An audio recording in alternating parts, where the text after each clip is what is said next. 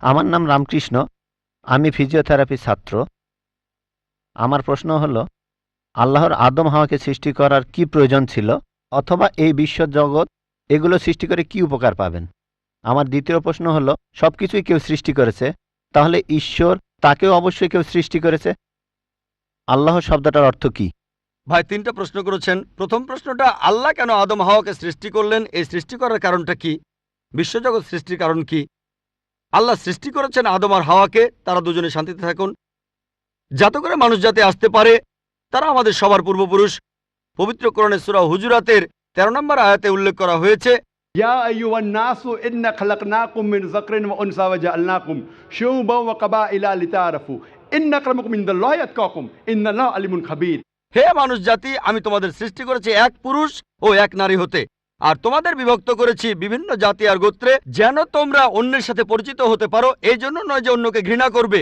আর আল্লাহর কাছে অধিক মর্যাদা সম্পন্ন সেই ব্যক্তি যার আছে তাকওয়া। আল্লাহ যেটার মাধ্যমে মানুষের বিচার করেন, টাকা পয়সা নয়, গায়ের রং নয়, জাতি বা গোত্র নয়, ধর্মমত নয়, সেটা হলো তাকওয়া। সেটা হলো আল্লাহকে মানা, ন্যায়পরায়ণতা, ধার্মিকতা। তাহলে আদম আর হাওয়া আলাইহিস সালাম তারা আমাদের সবার পূর্বপুরুষ, আপনারও পূর্বপুরুষ, আমারও পূর্বপুরুষ, সব মানুষের।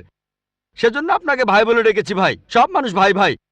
আল্লাহ বলেছেন ইয়া আইয়ুহান নাস, হে মানুষ জাতি। আর পবিত্র কোরআনে সূরা ইসরার 70 নম্বর আয়াতে উল্লেখ করা হয়েছে, ওয়া লাকাদ কাররামনা বানি আদামা। আল্লাহ তাআলা মর্যাদা দিয়েছেন সব আদম সন্তানকেই। হোক আপনি জন্ম নেন ইন্ডিয়ায়, আমেরিকায়, ইংল্যান্ডে, জন্মান কোনো হিন্দু পরিবারে বা মুসলিম পরিবারে বা খ্রিস্টান পরিবারে, আল্লাহ বলেছেন তিনি সব মানুষকে মর্যাদা দিয়েছেন।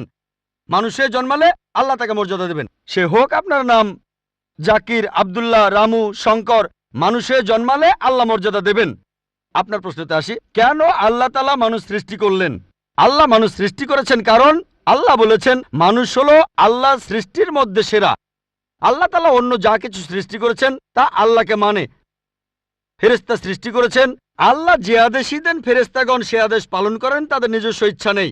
মানুষ হলো আল্লাহ তাআলার এমন এক সৃষ্টি যার নিজের ইচ্ছা আছে। আমরা তার কথা মানতেও পারি, নাও মানতে পারি। তাই আল্লাহ আমাদের সৃষ্টি করেছেন, আমরা হলাম তার সৃষ্টির সেরা, আশরাফুল মাখলুকাত। তবে আমরা আল্লাহ তাআলার কথা মানতে পারি, নাও মানতে পারি। যদি আল্লাহর আদেশ মানেন তাহলে জান্নাতে যেতে পারবেন, তাহলে বেহেশতে যাবেন, স্বর্গে যেতে পারবেন। যদি আদেশ না মানেন তাহলে জাহান্নামে যাবেন, দোজখে যাবেন। তাহলে এই জীবনটা পরকালের জন্য পরীক্ষা। পবিত্র কোরআনে সূরা মুলকে 2 নম্বর আয়াতে উল্লেখ করা হয়েছে, আল্লাযী খালাকাল মাউতা ওয়া হায়াতা। আল্লাহ তাআলা সৃষ্টি করেছেন জীবন ও মৃত্যু তোমাদের পরীক্ষা করার জন্য। তাহলে এই জীবনটা হলো পরকালের জন্য পরীক্ষা। তাহলে আল্লাহ মানুষ সৃষ্টি করেছেন। আর আল্লাহ বলেছেন সূরা জারিয়াতের 56 নম্বর আয়াতে উল্লেখ করা হয়েছে, ওয়া মা খালাকতুল জিন্না ওয়াল ইনসা ইল্লা লিয়াবুদুন। আমি সৃষ্টি করেছি জিন ও মানুষকে যেন তারা আমার ইবাদত করে। তাই আমাদের উচিত আল্লাহ তাআলার আদেশ নিষেধগুলো মেনে চলা। তাহলে আমরা আল্লাহ সুবহানাহু ওয়া তাআলার অন্যরকম সৃষ্টি যার নিজস্ব ইচ্ছা আছে। আমরা আল্লাহ তাআলার আদেশ মানতে পারি, আবার নাও মানতে পারি। অন্যান্য সকল সৃষ্টি যেমন তারা, গাছ, পাহাড়, পবিত্র কোরআন বলছে তারা আল্লাহ তাআলাকে সেজদা করে, তার সামনে নতজানু হয়, আল্লাহকে মানে। আমাদের স্বাধীন ইচ্ছা আছে, আল্লাহ আমাদের এই স্বাধীন ইচ্ছা দিয়েছেন। এই স্বাধীন ইচ্ছা নিয়ে যদি আল্লাহকে মানেন আপনি তাহলে ফেরেশতাদের উপরে চলে যাবেন।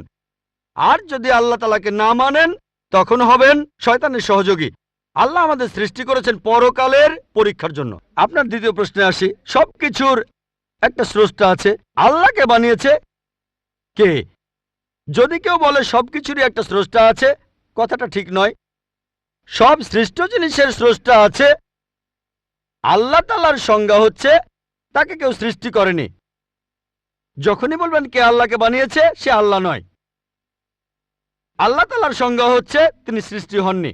ধরেন এক লোক আপনাকে বলল যে ভাই, আমার বন্ধু জন, সে হাসপাতালে ভর্তি হয়েছে, সে একটা বাচ্চার জন্ম দিয়েছে। বলতে পারবেন এই বাচ্চাটা ছেলে না মেয়ে? বলতে পারবেন? চেষ্টা করেন, দেখেন। পারবেন না কেন? ছেলে না মেয়ে? হ্যাঁ না। ধরেন ভাই জন, সে হাসপাতালে ভর্তি হয়েছে, সে একটা বাচ্চার জন্ম দিল। এই বাচ্চাটা ছেলে না মেয়ে? আপনি বলতে পারবেন? না না। 50% চান্স ছেলে না মেয়ে। লোকজন সবাই হাসছে কেন? বলতে পারবেন? পারবেন না কেন? যে উত্তরই বলেন সেটা কি ঠিক হবে? চেষ্টা করে দেখেন, যে বাচ্চাটা জন্মালো সে কি ছেলে না মেয়ে? চেষ্টা করেন। মেয়ে। মেয়ে। ভাই, পুরুষ লোক কি বাচ্চার জন্ম দিতে পারে? হ্যাঁ, এখানে আপনি ভুল করেছেন। একইভাবে ভুল করেছেন যখন বললেন কে আল্লাহকে বানিয়েছে। পুরুষ লোক কোনো বাচ্চার জন্ম দিতে পারে না, তাহলে তো মেয়ে বা ছেলে হওয়ার প্রশ্নই আসে না। এখন কি আপনি বুঝতে পেরেছেন? হ্যাঁ, বুঝতে পেরেছেন, এই তো ভালো। পুরুষ লোক কোনো বাচ্চার জন্ম দিতে পারে না, তাহলে তো ছেলে বা মেয়ে হওয়ার কোনো প্রশ্নই আসে না। যখন প্রশ্ন করলেন কে আল্লাহকে সৃষ্টি করেছে, আল্লাহর সংজ্ঞা হচ্ছে, ঈশ্বরের সংজ্ঞা হচ্ছে তিনি সৃষ্টি হননি। যখনই বলবেন কে আল্লাহকে বানিয়েছে, সে আল্লাহ নয়। ওয়ালাম ইয়াকুল্লাহু কুফুয়ান আহাদ, তার সমতুল্য কেউ নেই। এবারে আপনার শেষ প্রশ্নটাতে আসে, আল্লাহ কে? আল্লাহকে সবচেয়ে সেরা সংজ্ঞাটা আছে পবিত্র কোরআনে সূরা ইখলাসে 1 নম্বর থেকে 4 নম্বর আয়াতে উল্লেখ করা হয়েছে। এখানে বলা হয়েছে যে কুল হুয়াল্লাহু আহাদ, বলো তিনি আল্লাহ এক, অদ্বিতীয়। আল্লাহুস সামাদ, তিনি অবিনশ্বর, চিরস্থায়ী। লাম ইয়ালিদ ওয়া লাম ইউলাদ, তিনি জন্ম নেননি, কাউকে জন্ম দেননি। ওয়া লাম ইয়াকুল্লাহু কুফুয়ান আহাদ, তার সমতুল্য কেউ নেই। এই হলো 4 লাইনের সংজ্ঞা আল্লাহ সুবহানাহু ওয়া তাআলার। যদি কোনো মানুষ, যদি কেউ বলে যে অমুক লোকটা আল্লাহ, সেই লোক যদি এই 4টা শর্ত পূরণ করতে পারে, আমাদের মুসলিমদের কোনো আপত্তি থাকবে না সেই লোককে আল্লাহ বলে মেনে নিতে।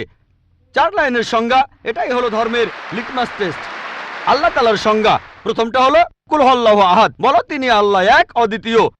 আল্লাহুস সামাদ, আল্লাহ অবিনশ্বর, চিরস্থায়ী।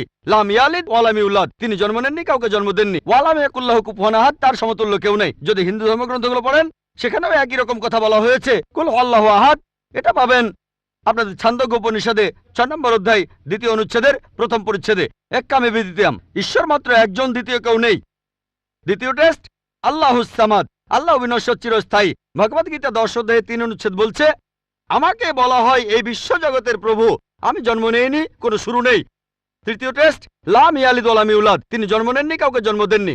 আর শ্বেতাক্ষেত্র উপনিষদে আছে 6 নম্বর অধ্যায়ের 9 অনুচ্ছেদে, নাচাই সাকাসিজ জানিতা নাচা দীপা, ঈশ্বরের কোনো প্রভু নেই, তার কোনো বাবা মা নেই। মহান ঈশ্বরের কোনো বাবা নেই, তার কোনো মা নেই।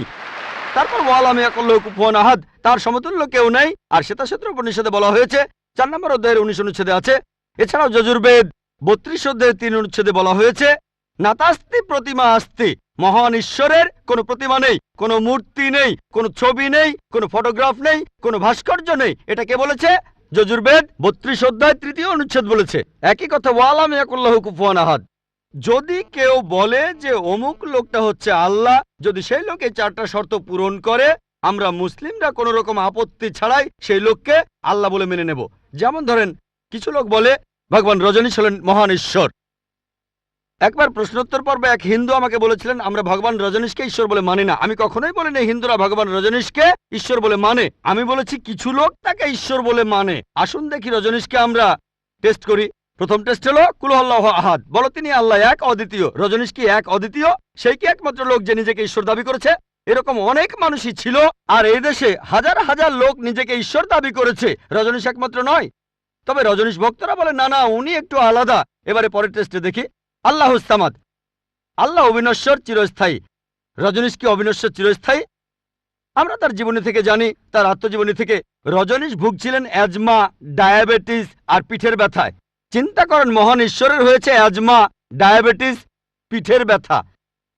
তৃতীয় টেস্ট লাম ইয়ালিদ ওয়া লাম ইউলাদ, তিনি জন্ম নেননি, কাউকে জন্ম দেননি। ভগবান রজনীশ জন্মেছিলেন মধ্যপ্রদেশে, তার বাবা মাও ছিলেন। 1981 সালে তিনি আমেরিকায় গেলেন, ইউএসএ।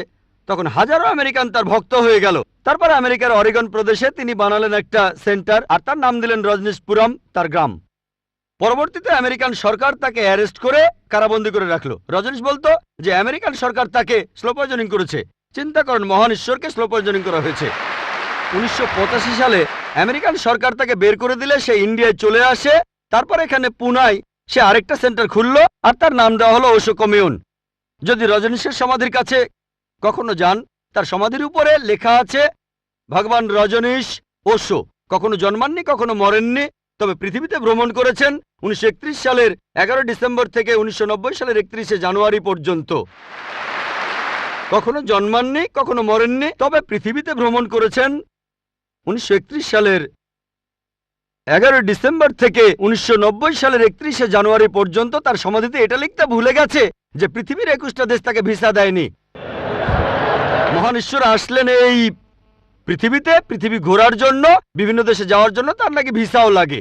তখন গ্রিসের আর্কবিশপ বলেছিলেন, যদি রজনীশকে এই দেশ থেকে তাড়িয়ে না দেওয়া হয়, আগে তার ঘর পোড়াবো, তারপর ভক্তদের ঘর পোড়াবো। শেষ টেস্ট ওয়ালাম ইয়াকুল্লাহু কুফুয়ান আহাদ। পরীক্ষাটা এতই কঠিন যে একমাত্র আল্লাহ ছাড়া কেউই পাশ করবে না। যখনই আল্লাহর সাথে কারো তুলনা করবেন, সে আল্লাহ নয়। ওয়ালাম ইয়াকুল্লাহু কুফুয়ান আহাদ। এখন ভগবান রজনীশ অন্য অনেক মানুষের মতো মুখে দাড়ি ছিল, একটা নাক, দুটো চোখ, দুটো কান, দুটো হাত। যখন আল্লাহর সাথে পৃথিবীর কোনো কিছুর তুলনা করবেন, সে আল্লাহ নয়। ওয়ালাম ইয়াকুল্লাহু কুফুয়ান আহাদ। যদি কেউ বলে যে আল্লাহ তাআলা 1000 গুণ বেশি শক্তিশালী, আপনারা কি শোয়ার্জনেগারের নাম শুনেছেন? এই লোকের নাম কখনো শুনেছেন? কখনো শুনেছেন তার নাম? এই লোক একটা সময় ছিল মিস্টার ওয়ার্ল্ড, মিস্টার ইউনিভার্স, পৃথিবীর সবচেয়ে শক্তিশালী লোক, বিশ্বজগতের সবচেয়ে শক্তিশালী লোক। যখনই আল্লাহকে তুলনা করবেন কোনো কিছুর সাথে, হোক সেটা আর্নল্ড শোয়ার্জনেগার, হোক সেটা দারা সিং, হোক সেটা কিং কং, হোক সেটা 1000 গুণ বা লক্ষ গুণ, যখনই আল্লাহর সাথে এই পৃথিবীর কোনো কিছুর তুলনা করবেন, সে আল্লাহ নয়। ওয়ালাম ইয়াকুল্লাহু কুফুয়ান আহাদ। তার সমতুল্য কেউ নাই। তাহলে এই হলো 4 লাইনের সংজ্ঞা আল্লাহ সুবহানাহু ওয়া তাআলার পবিত্র কোরআনে আছে। আপনি যে ঈশ্বরের পূজা করছেন, ভাই, সেই ঈশ্বরকে সূরা ইখলাস দিয়ে টেস্ট করুন। যদি তিনি পাশ করেন, তাহলে সত্যিকারের ঈশ্বর, তা না হলে নকল ঈশ্বর।